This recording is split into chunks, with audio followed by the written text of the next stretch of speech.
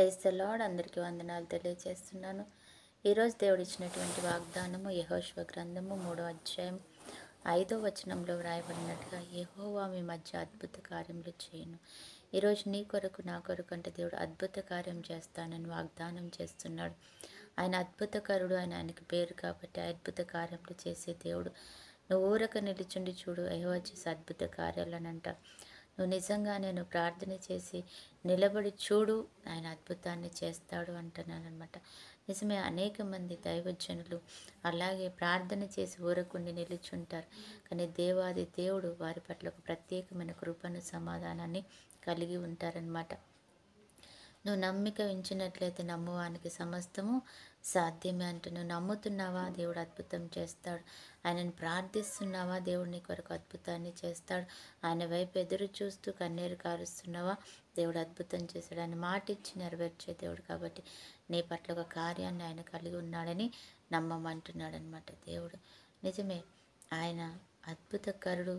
నీ కొరకు ఆ అద్భుతాన్ని చేయడానికి ఎదురు చూస్తున్నటువంటి గొప్ప దేవుడు.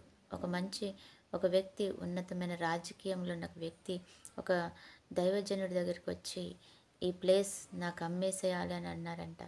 అయితే ఆయన అన్నాడంట, అయ్యా నేను అమ్మలేను అనేసి అన్నప్పుడు ఆయన, నువ్వు ఈ ప్లేస్ అమ్మకపోతే నేను నీ సంగతి చూస్తాను, ఎందుకంటే నాకు ఇది అవసరం, ఈ చిన్న ప్లేస్ కోసం నువ్వు వాగ్వివాదం చేస్తున్నావు అనేసి అన్నాడంట. ఆయన నిలిపాడు. ఆయన ప్రార్థన చేస్తున్నాడు. ఈయనకు తర్వాత రోజు నుంచి భయంకరమైనటువంటి అనారోగ్యమైందంట. ఎంతగా వైద్యం చూయించుకున్న ఆయనకి అది విడుదల కావట్లేదన్నమాట. అప్పుడు ఆ దైవజనుడు గురించి నేను ఎంక్వైరీ చేస్తే ఆయన దేవుని సేవకుడు అని తెలిసిందనమాట. అప్పుడు పక్కనున్న వారందరూ చెప్పారనమాట, ఆయన దేవుని సేవకుడు. యేసు ప్రభువుని నమ్ముకొని ఆయనను వెంబడిస్తూ విశ్వాసంగా ఉంటున్న వ్యక్తి, మీరు ఆయన జోలికి వెళ్ళొద్దు.